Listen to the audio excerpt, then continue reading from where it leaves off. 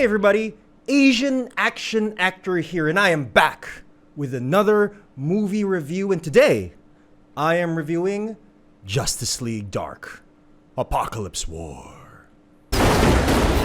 We can't quit. The Justice League doesn't quit. Now, this movie shocked the hell out of me after I saw it. Like, from start to finish, this movie was one roller coaster ride of an entertainment spectacle. It is extremely violent, like way more violent than even the official marketing would have you believe. And with that, there's like a ton of swearing. It is a very mature movie, and it's great.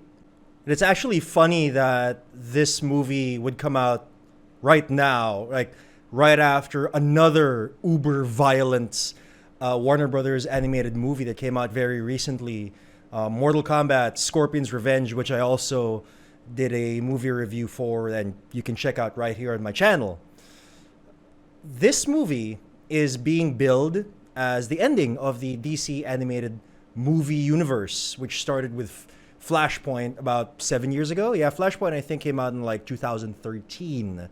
And over that 7 years, this DC animated movie universe, which is primarily based around the New 52 version of the DC universe that started right after Flashpoint, spans 15 movies, including this one, over 7 years.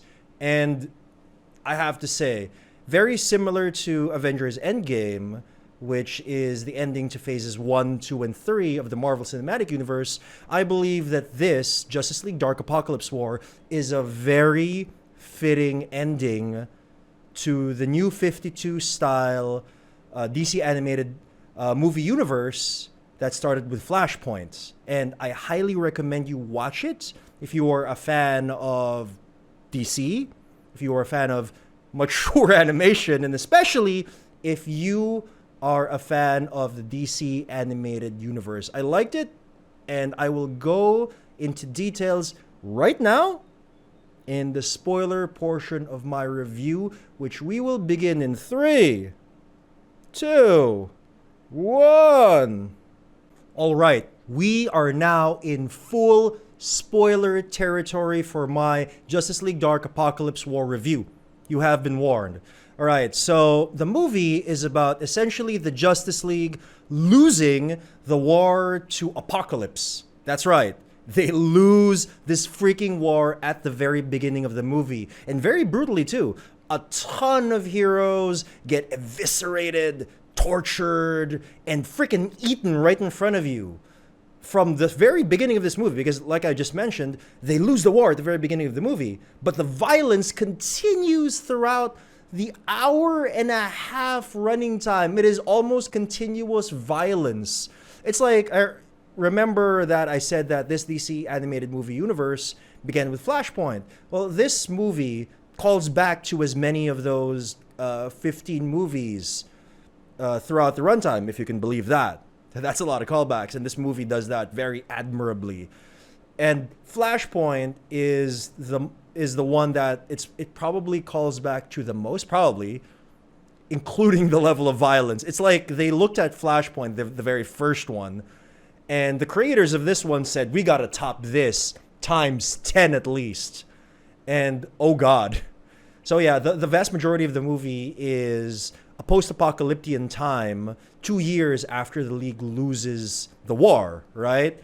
So it's very similar to that nightmare sequence in the Batman v Superman movies. That is this movie. This is, I don't know, maybe this is what the Snyder Cut was supposed to be, you know? If Zack Snyder made his Justice League trilogy, or however many movies that was supposed to be, I believe it was supposed to be like 4, right? I don't know. There's a lot of like talk about his plans for the movie, and I don't remember all of them at this point.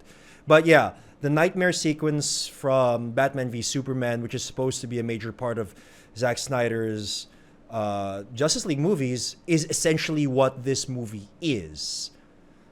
After watching it, though, after seeing the ending, because like this movie is not directly based on any one DC Comics property, right? Unlike most of the other movies in the DC animated movie universe, like Flashpoint, Batman and Son, the Teen Titans movie, and so on, right?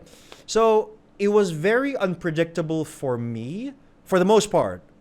There are still, I mean, it's still a superhero movie, and I've been around superheroes pretty much almost my entire life, so I pretty much know how these sorts of stories work. So it was actually very predictable for a lot of its parts, but overall, I didn't know what was coming next. Especially the ending. I had a lot of like hints. Like again, I've been around superheroes the vast majority of my life, so I essentially know how these stories work. So I had an inkling about what would happen next, but since the movie is not directly adapted from any one DC comic story, it's more like a mishmash of a lot of them, right? I wasn't sure what would happen next, and I loved that part of this movie. Like, it kept me on my toes and kept me extremely excited to see what would happen next, and especially what the ending would be. But after it did eventually end, I realized it was really just Age of Apocalypse. The very beginning is the Legion story arc right before Age of Apocalypse. So Age of Apocalypse was it's probably one of my most favorite comics events of all time. It occurred during the height of my comics collecting in the mid-90s. Age of Apocalypse is an X-Men event that came out in 1995, and it was like literally the biggest thing in comics at the time. Like, I don't know, when was the death of Superman? 91, 92? That was the biggest thing of that year. And in 1995, the biggest thing in comics was the Age of Apocalypse. It involved Legion, Charles Xavier's son, time traveling to kill Magneto in the past, but accidentally instead killing his father, Charles Xavier, which creates a terrible timeline, a post-apocalypse timeline, literally, because Apocalypse very soon takes over the world because the X-Men weren't there to stop him, right? And the vast majority of the Age of Apocalypse storyline is about that.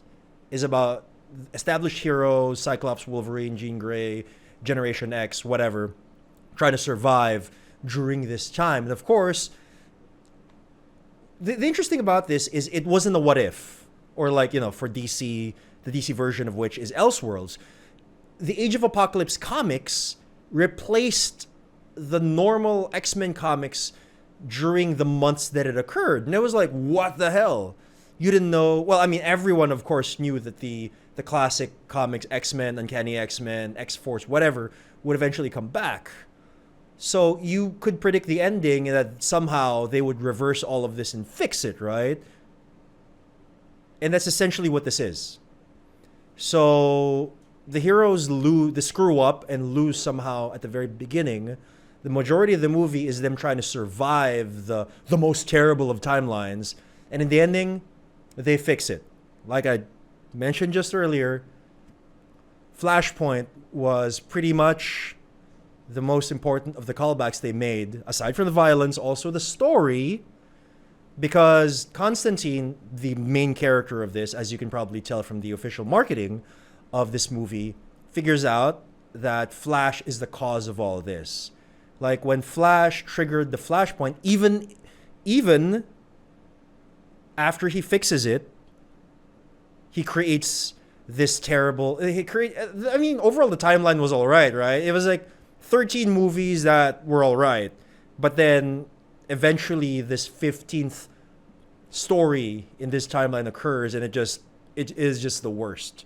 So the ending is actually Constantine convincing Barry to go back and stop himself from starting the Flashpoint all over again. And remember, at the very end of the Flashpoint movie, and which is, exactly the same as what happened in the New 52 comic storyline, the beginning of the New 52 comic storyline, at the end of the Flashpoint comic storyline, Barry fixes it, but everything is slightly different than it was originally. And it was the same here. Like the beginning of the Flashpoint movie, the Justice League and the world and things like that were a certain way.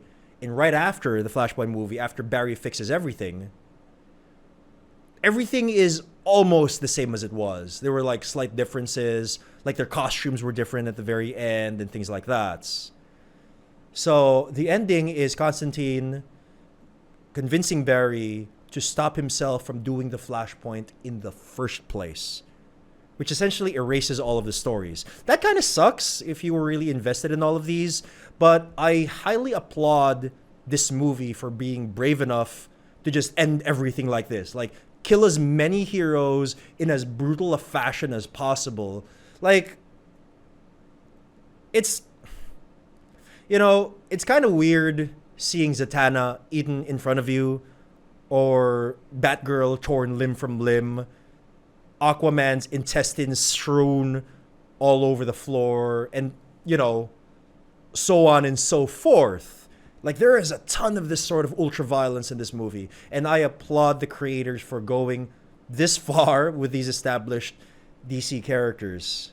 So, like I mentioned, Constantine is definitely the main character of this movie, which is an interesting choice for me for, like, the very all-encompassing ending of the entire DC animated movie universe, composed of, like, Superman, Batman, Wonder Woman, Flash, and so on and so forth.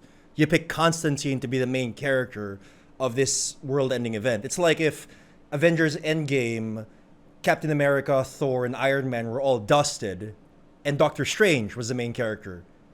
I mean, that would have been extremely unpredictable. It would at the very least be very interesting, and that is exactly what this movie is.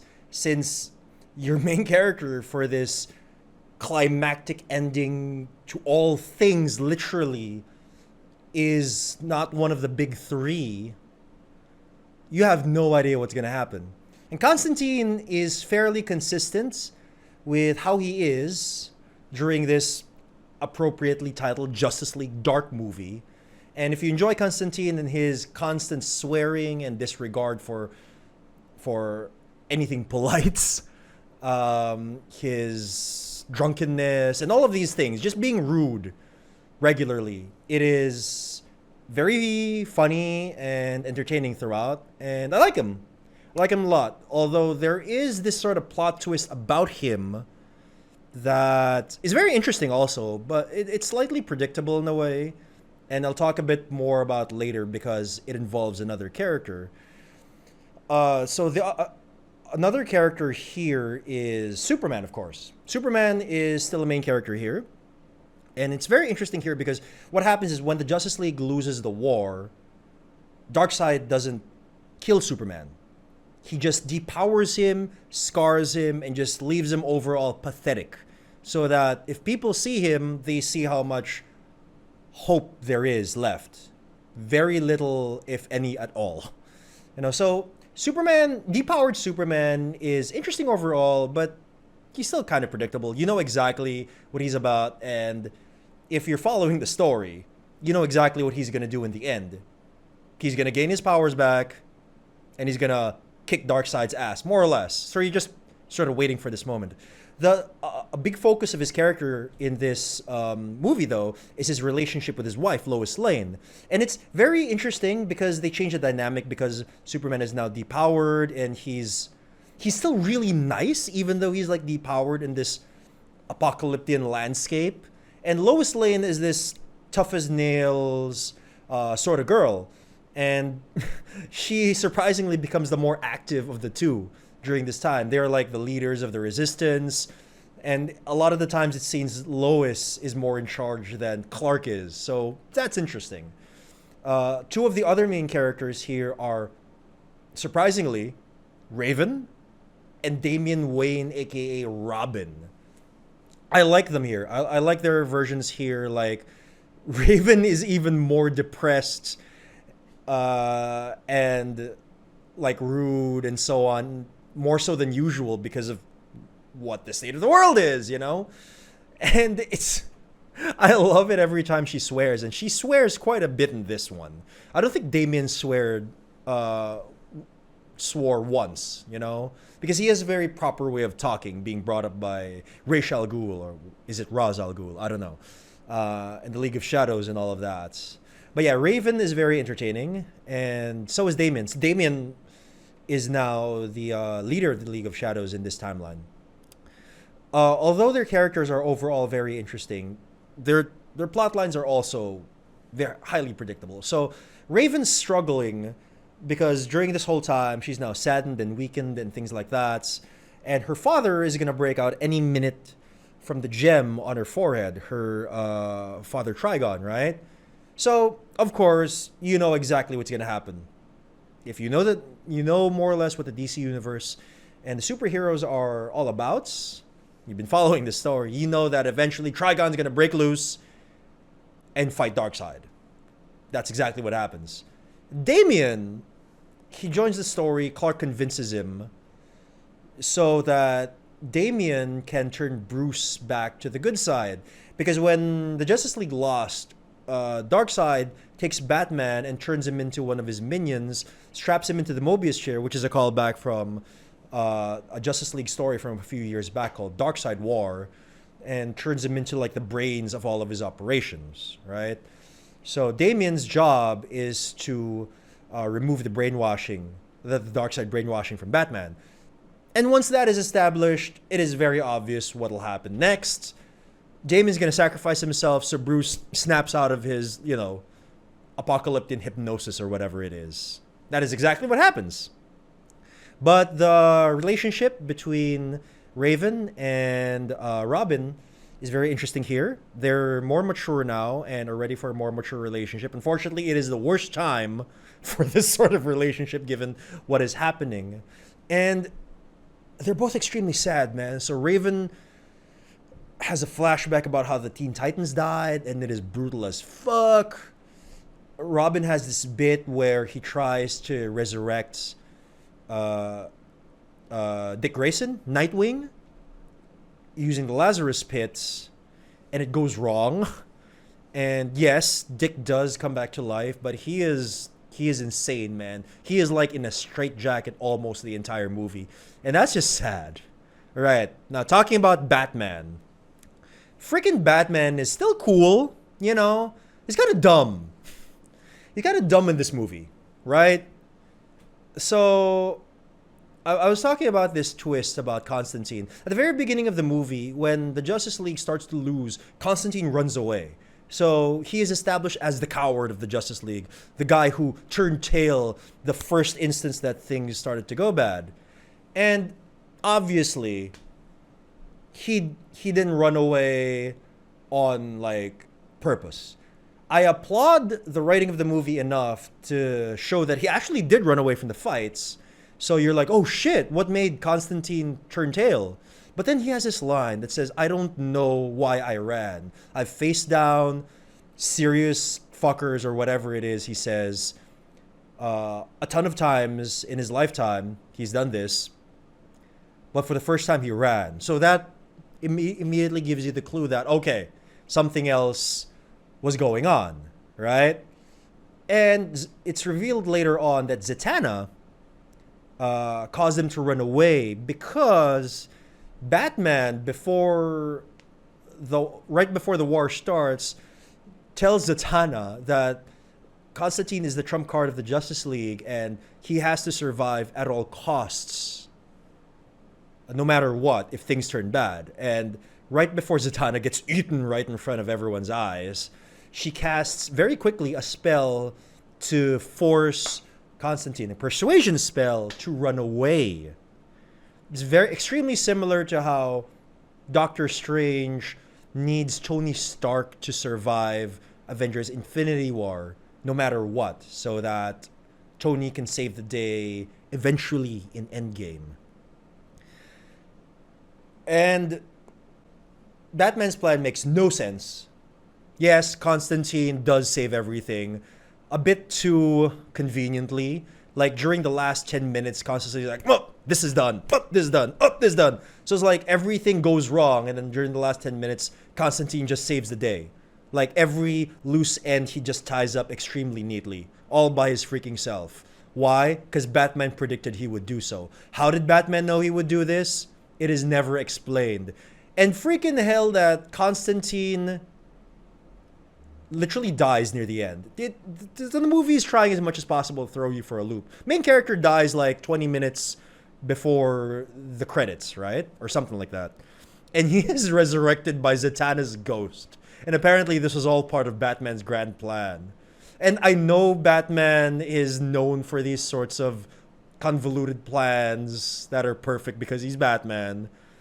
It's a Grant Morrison thing. Look it up. But this is just way... It's a bit much, okay? And it is never explained. Batman's reasoning for all of this is never explained.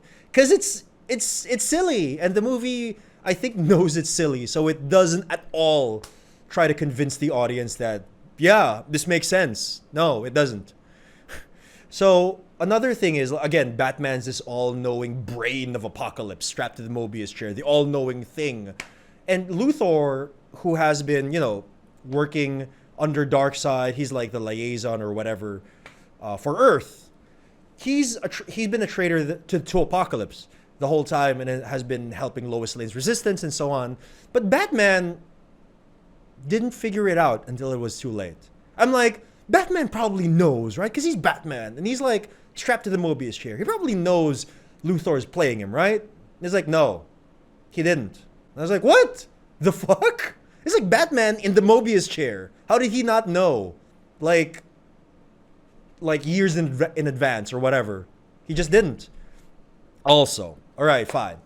Batman almost kills Damian. They fight, which is, again, something you would expect out of this movie. And he almost kills Damian, but then he flashes back to when his parents were killed right in front of him, and he can't bear being that guy that kills the kid, So he snaps out of it and attacks Darkseid. He throws something, I forget what it was. Well, I think it was a sword he was using. Throws it at Darkseid, and then just stands there like an idiot. Dude, you know what this guy's all about. You fought him in like the second movie in this freaking universe. He has Omega beams and shit. So right after Batman throws the sword, of course, Darkseid immediately retaliates with Omega beams, and Batman's like, I was like, dude, you're Batman. Like, Plastic Man could have predicted that to happen. And Damian has to jump in front of him and fry. 'Cause reasons. So Raven can be sad and lose control and stuff. And I hate that. It's like stupid. Especially if you make Batman the stupid person that has to carry on this sort of plot line. It's dumb. And Batman is still cool overall in this one, but he's kind of dumb in this version. It's like he's the dumb guy pretending to be smart, I don't like that, because Batman's like literally my favorite superhero character of all time. Yeah, it kind of bothers me, So aside from all this, there are, your sort of sidekick characters. They're your, what do you call this? Your comic reliefs throughout the movie. And first of all, it's Etrigan, which is, you can properly say that he is like Constantine's sidekick. He is just drunk all the time and has no will to fight. He's just drunk and bored. Because apparently Jason Blood somehow died. I don't know how that works. They don't actually say that it was Jason Blood that died and caused Etrigan's drunken depression. But it's pretty obvious, He doesn't transform anymore, and he doesn't rhyme anymore, so duh, Jason Blood is dead. But I thought, maybe they were connected? Like, if Jason Blood dies, Etrigan also dies? Or if Jason Blood dies, Etrigan goes back to hell or whatever. But Jason Blood dies, and Etrigan apparently becomes a depressed drunk. He's a pretty funny depressed drunk, to be fair. And you're just hoping for that redemption at the end, near the end of the movie. But he's like, Wonder Woman stabs him. The end. Wonder Woman gets turned into a murder bot by Darkseid and is now the leader of the New Furies, which is composed of former members of the Justice League, Martian Manhunter, Mira, and Hawkman, converted into murder bots, apocalyptic murder bots. And he stabs Etrigan. The end. Fine, he falls into the fire pits. But that was it. It's like, that was fun. I don't regret this one bit. I sort of regret this, because I was looking forward to your redemption arc, buddy. And you just get stabbed and that's it. Fight wasn't even that long. Also, there's a Suicide Squad, which is sort of the Justice League sidekicks during this time. Harley Quinn, Captain Boomerang, Bane, and King Shark. And they are all extremely funny except for Bane. Bane's just there. He's like the first one to die. And he never has a line. He's just literally in the background the whole time. Poor Bane. But the other three are hilarious. I'm not such a big fan of New 52 Harley or any sort of Harley Quinn outside of the Bruce Timm animated universe, really. But this one I liked. I was fairly entertained with Harley a ton from her first appearance to her last. And yeah, I love the Suicide Squad in here. Very good comic relief. So, with so many complaints, why, oh why, do I still really like and still highly recommend this movie? Well, like I mentioned at the very beginning of this review, the pacing is fantastic. The movie is extremely entertaining from the very start to the very end. It makes the most of its hour-and-a-half runtime extremely well. And I applaud the creators for being brave enough for doing this sort of story, this sort of movie in the first place. A story that is not entirely a direct adaptation of any one established DC Comics event or story, and the bravery to treat established and well-loved DC characters in such a way, you know? So these characteristics make this movie highly recommended from me. Again, especially if you are a fan of DC Comics, if you are a fan of mature animated fare, and especially if, again, you are a fan of the DC animated movie universe. So it gets an 8 out of 10 from me in that regard. Now, again, this is the very ending of the DC animated movie universe as we know it, and it is confirmed that they're not going to do any more stories or movies within this universe. And it's pretty much established in this movie anyway, because at the very end, Barry erases this universe, and that is literally the end of it, right? And so I'm really wondering what they're going to do next.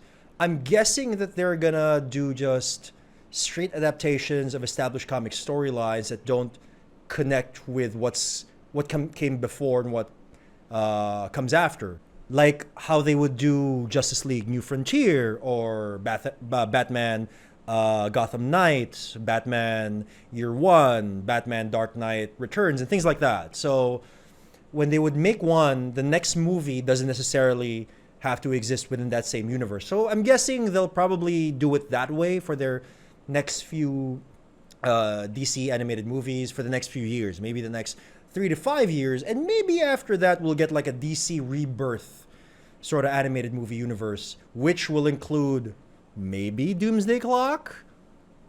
I would love that, as I am a huge fan of Doomsday Clock.